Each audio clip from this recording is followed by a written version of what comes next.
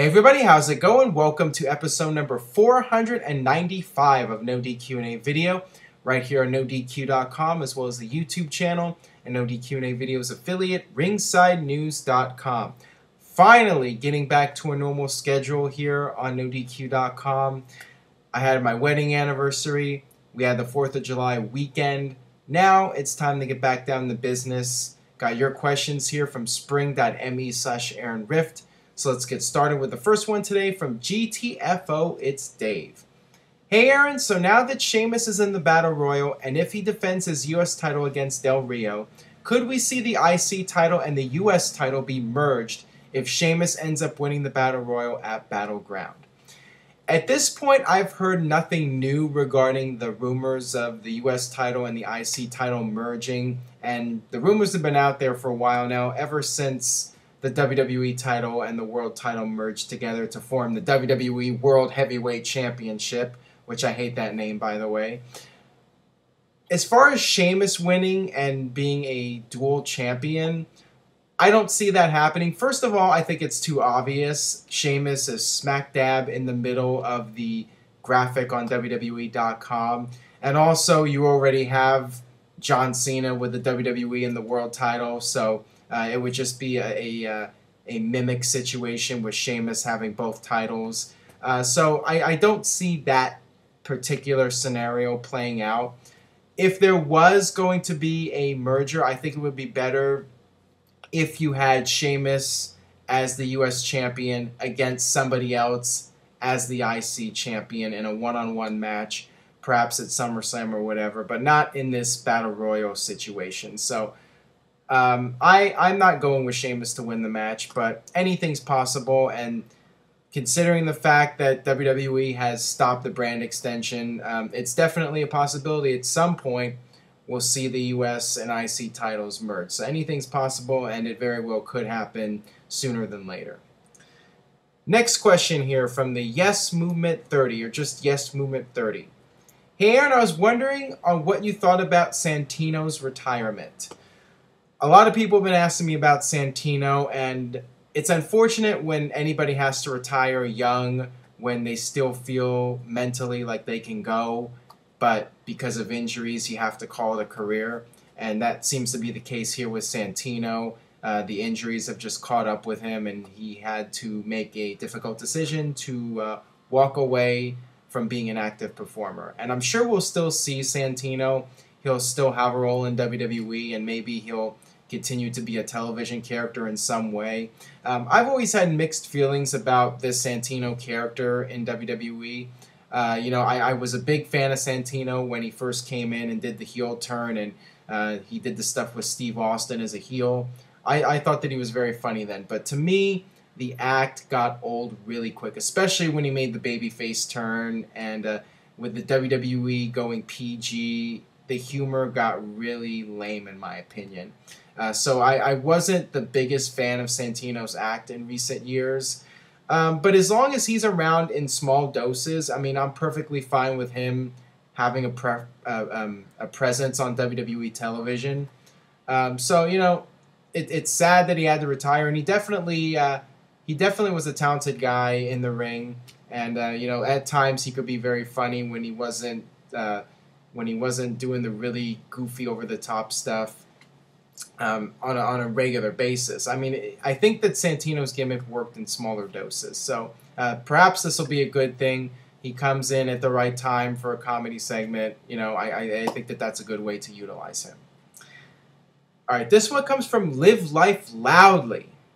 Hey Aaron, I know RVD is just here to put over new talent, but shouldn't he at least get a little bit of a main event push first, just to reestablish his credibility? This is something that I've been thinking about with RVD and Chris Jericho. It's great that they're coming back, and they're coming back for the right reasons to help put over younger talent.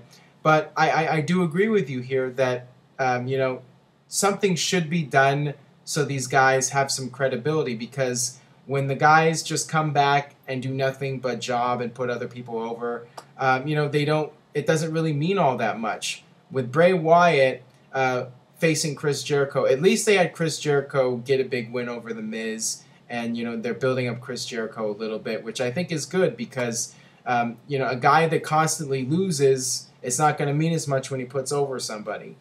And same thing with RVD. It would be nice to see him come back and get a big win or something because, you know, you look at Bray Wyatt and John Cena. If Bray Wyatt had beat John Cena clean, that would have been huge for Bray Wyatt because John Cena has so much credibility. He's a guy who never loses. But when Bray Wyatt defeats a guy who is rarely around, and when he does come back, he feuds with the lower card guys and he loses all the time, it doesn't mean as much. So, yeah, I would like to see RVD and guys like RVD and Chris Jericho get pushed initially when they come back, get some big wins, and then before they leave, put over the guy who's sticking around.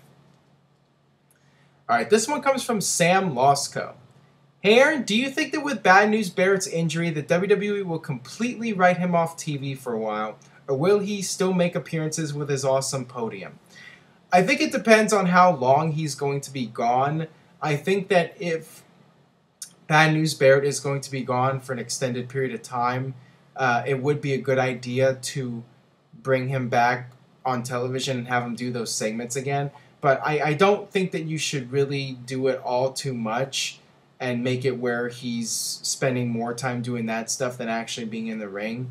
But certainly, when he's close to coming back, that might be a good way to reintroduce him and maybe do some vignettes. I'd like to see them do something different, actually. Not go back to the thing they were doing before with him and the podium. Maybe doing something else like video packages or whatever. Something else to reestablish him before he comes back. But I definitely would like to see something from Bad News Barrett when he's gone and try to utilize him in some way so he's not completely forgotten about on television. I definitely think that would be a good thing for him. All right, this question comes from KTSK for Life.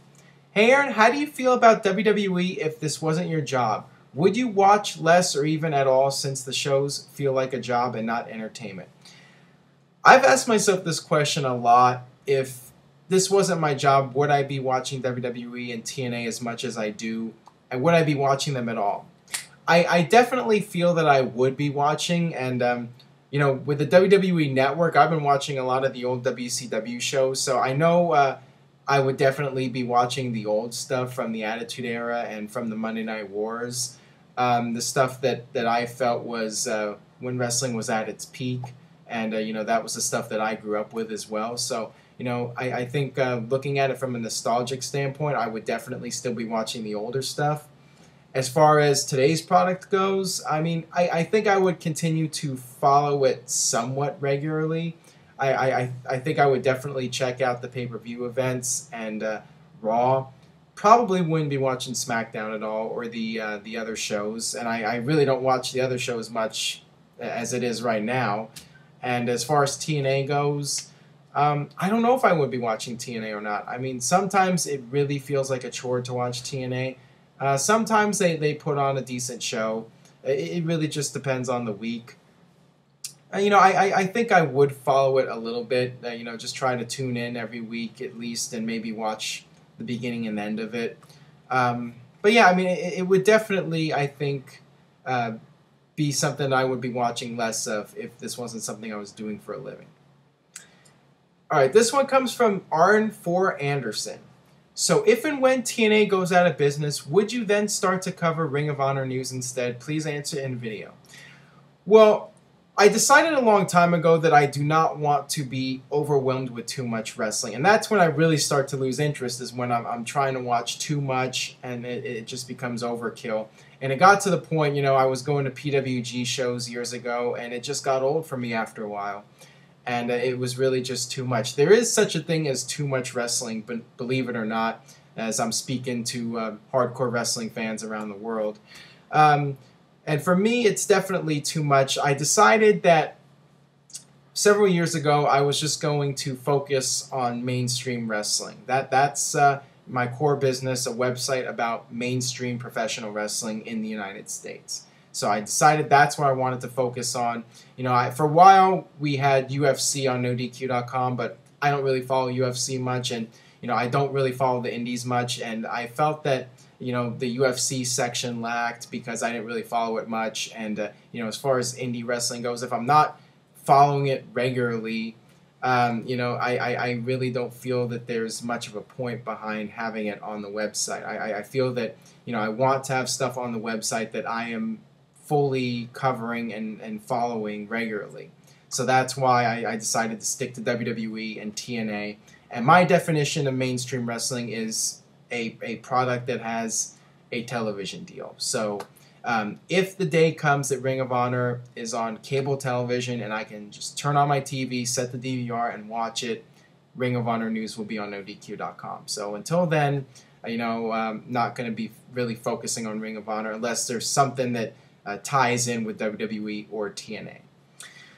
That'll do it for this edition of NoDQ&A video. Thanks as always for watching. If you enjoyed today's video, please share it on Facebook and Twitter. Tell a friend about NoDQ&A video.